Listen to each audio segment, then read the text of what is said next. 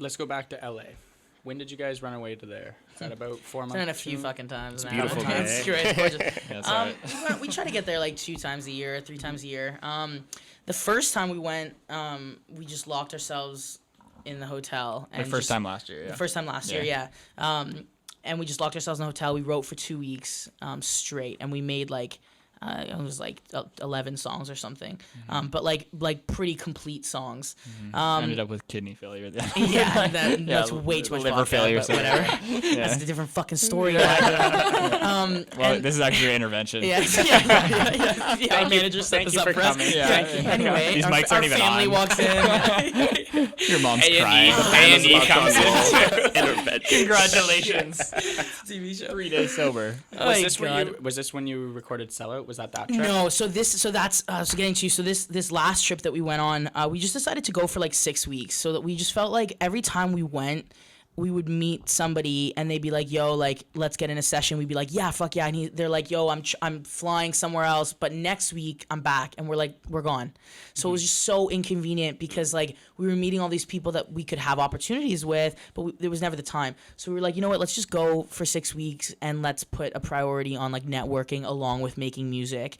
And it really helped us because we were doing like 2-a-days for like 2 weeks, and having like 2 sessions a day, and writing with incredible writers and producers, and it just kind of, I think, expanded our creativity in like a really organic way, and seeing like feeding off of other people for once. And it was interesting because for the most part, actually, we kind of came back to our own music, and we were like, especially for our own project. Yeah, we were like, wow, like what we do is really special. And even with working with like people with amazing writing credits, we were finding like, let's pitch these demos. It doesn't really fit what we want to do with each other, and that was an important lesson in itself for us. But that was the trip where we wrote Sell It. It was like we had like a mental freaking breakdown, and we drank so much vodka and beer, and we went up to the top. We were staying at this gorgeous Airbnb with a roof. And we just like got up on the roof, and Eli came like running downstairs, and because we were like, fuck everything, fuck everybody, fuck everyone saying that we're great and nothing's happening, and we were just like had a mental breakdown, like it was bad. And Eli like goes pee or something and comes downstairs with his guitar. He's like, yo, Jay. I'm like, what's up, Jam? You never call me Jay, but Jay, whatever. I was like, who? Douchebag, what's up?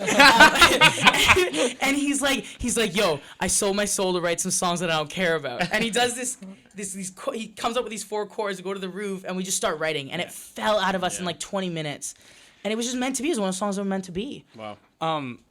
How does it feel to have these frustrations, and like just like your creative process is almost just drained? This industry here? must be exhausting. Exactly, right? Like, It's just pretty introspective, I think you're always just looking at yourself, either that there's something wrong or there's something great going on. Like it's like almost narcissistic. Like you're always reflecting on, okay, that situation went this way because I handled it this way, or that song went this way because I wrote and was feeling this way. It's just really in your own head.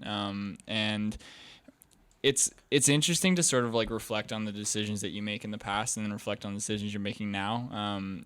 Because you're always in a different place. Like every decision you decide to make takes you on a path, and then you end up there, and then you got to live with it for 6 months. And you're kind of like, holy shit! All right, I'm a different person 6 months from now than I am right now. And it's just like you're always changing, you're always adapting, and like the struggles of the outside pressure is nobody else is living what you're living. Nobody can relate. Yeah, like it's very it's few really, people can Like relate. you can only talk to each other, and you both have the same fucking problem. Yeah, and there's no solution. That's exactly it. There's no solutions ever, and like anytime you talk to anybody on the outside, or even somebody as close to it as our managers, is like we're creating something.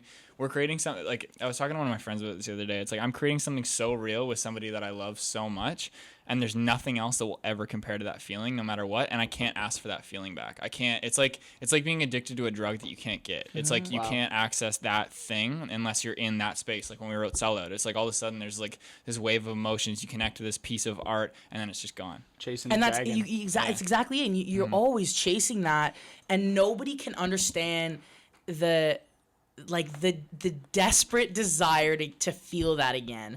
And when you don't feel it, it's such an exhausting low, and that's you put it perfectly the way you said that. Like we both have the same fucking problem, but we're all we have to talk to each other. Even going with other artists, because everybody does things differently. We know each other so well that when we talk to each other about it, we're like, yo, here's the problem, and we're like, well, we're all out of solutions. So like, let's go to fucking LA and drink let's vodka. go to LA and sell out and drink vodka and drink beer. Like it's like that's what else do you do?